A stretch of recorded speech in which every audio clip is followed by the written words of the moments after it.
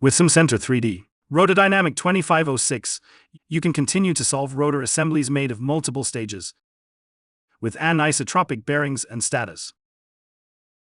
The results from these simulations are still given in a fixed reference frame for various harmonic indexes, making the interpretation of results easy. Engineers simulating turbo machines can often reduce pre-processing and computation time by modeling a single section of a cyclically symmetrical structure. Now, with the expansion of the Coleman transformation to multiple-stage rotors, you can calculate complex modes of the rotor in multi-blade coordinates and output results in a fixed reference frame.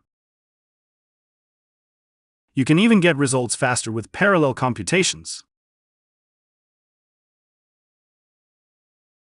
Thanks to the Coleman transformation, the complex mode analysis results include a Campbell diagram with a fixed reference frame for cyclic modes of 0 and 1 diameters.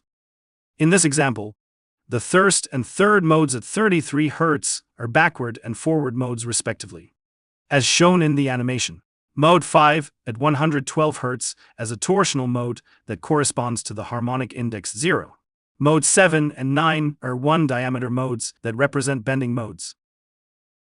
Now you can use a Coleman transformation on cyclic symmetrical rotors with one or multiple stages to calculate complex modes for multiple harmonic indexes and give the results as output in a fixed reference frame.